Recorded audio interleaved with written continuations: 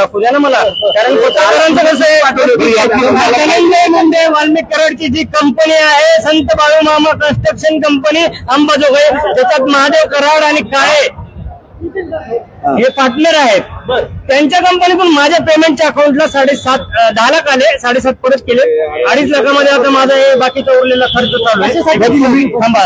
तुमचं खर्च चालू आहे आता त्यातनच करणार ना, आता काय करणार मी, जे काही पगारातली सेव्हिंग आणि त्यातला खर्च. बरोबर हो मेघराज, मी सांगितलं होतं की 7.5 परत दिलेले आहेत आणि 2.5 राहिलेले तेही मी अजून प्रामाणिकपणे देईन.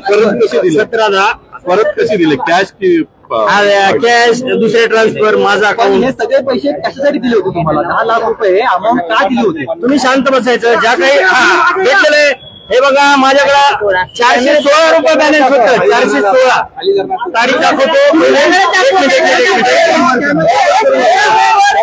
21/10/24 तारीख बघा, 21/10/24 तुम्ही पाठवले. मग तुम्ही म्हणतात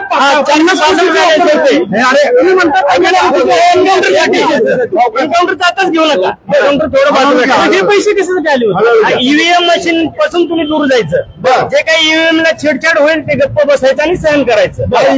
माझी ड्युटी बघा, 4-5 प्रश्न विचारा त्यांना. कोणी विचारताना प्रश्न एकदम पत्रकार बघितले एकदम असे प्रश्न विचारतात ना अजितदादाला, गृहमंत्र्याला, की कासले असा बडबडतोय किंवा कासले दारू पिऊन बोलतोय, असं तुम्ही निगेटिव्ह विचारू नका.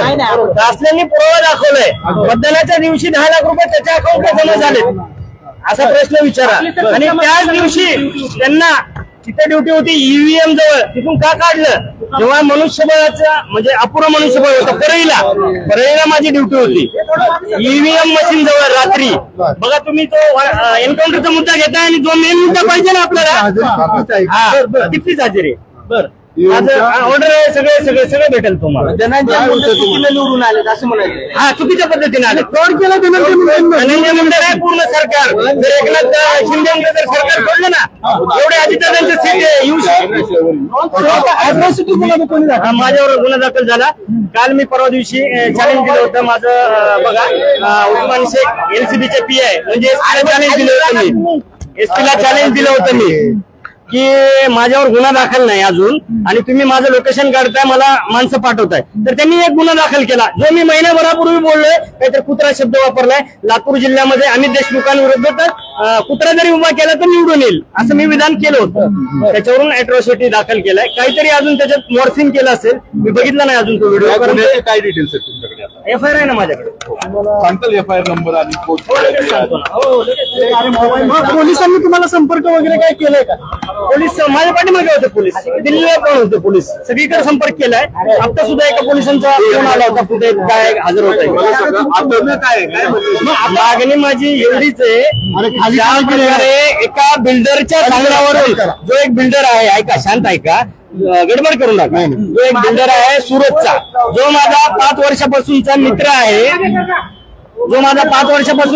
आहे, त्याच्या घरी मी गेलो आणि त्याच्या घरात आणि त्याच्या ऑफिसमध्ये मी थांबलो. त्याच्या ऑफिसमध्ये मी बेड काढला, त्याच्या बेडवरती आराम केला. हे फोटो आणि काही चुकीचे पैसे आलेले, पण कोणाच्या अकाउंटला आलेत, त्यांनी पाठवलेत का, माझ्या आलेत का? माझ्या एवढे झाले 10 लाख धनंजय मुंडेचे, ते मी आज शो करतोय. पण त्यांनी काहीतरी चुकीचे दाखवलेत ज्या अकाउंटला की पैसे पाठवले. त्याच्यावरून मला निखिल गुप्ता माननीय एडीजी यांनी सस्पेंड केलं 6 तासात त्या बिल्डरच्या सांगण्यावरून. म्हणजे निखिल गुप्ताची त्यांची पार्टनरशिप आहे, जी राज शॉपिंग सेंटर, निधी शॉपिंग सेंटर, सर्व पेपर तुम्हाला देतो मी, ते निखिल गुप्ताचे माननीय एडीजी महाराष्ट्राचे. तर त्यांनी मला 6 तासात इन्क्वायरी, पत्र यायला 48 तास जातात, 6 तासात माझी इन्क्वायरी केली, संपवलं. मला बघावं जे माझ्यावरती 7 बदल्या झाल्यात माझ्या मित्रांनो, 7 बदल्या 2 वर्षात ज्युनियर तुकाराम मुंडे बनवले मला खऱ्या अर्थानं. हा, तर तुम्ही हा आवाज उठवा, 4-5 प्रश्न विचारा सगळ्या मीडियाला, सांगू ऐका, 4-5 प्रश्न विचारा.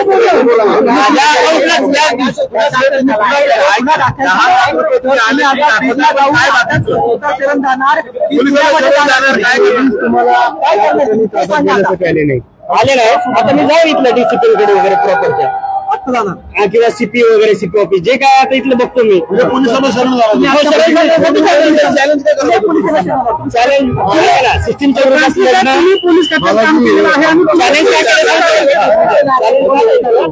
चॅलेंज याच्यासाठी केलं होतं की मी अजून 15 दिवस जरी गेलो तरी भेटलो नसतो, पण मला काही पत्रकारांनी, काही माझ्या मित्रांनी, काही माझे पोलीस अधिकाऱ्यांनी सांगितलं की तू फेस कर, असं पळू नकोस. आणि मलाही वेगळं वाटत होतं की मी मोबाईल बंद करतोय आणि पोलिसांपासून लपंडाव खेळतोय. त्याच्यापेक्षा म्हणलं फेस करू, काय 8 दिवसाची जेल होईल, 15 दिवसाची जेल होईल. आता पुढचं काय असणार आहे तुमचं? आता मी अजून तेच सांगू का, इथल्या डिसिप्लिनला भेटणार आणि मी पुढं बीडला जाणार, अरेस्ट होणार उद्या. राकेशचं ज्या ठिकाणी हे ना सेंटर आहे ना त्याच्यावरती आमची राहण्याची सोय केली होती, त्या ठिकाणी लोकेशन काढलं तरी मला असं बोलता येत नाही. नाही घ्यायचं ते घ्या,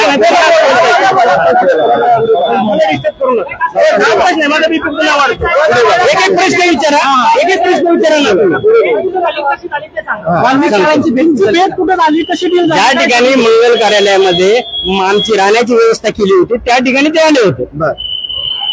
त्या ठिकाणी काय ठरलं होतं नेमकं तुमचं? शांत राहण्यास मला सांगितलं होतं. कोण कोण होतं त्या बैठकीत? तुम्हाला रिझर्व ठेवेल, तुम्ही फक्त शांत राहा.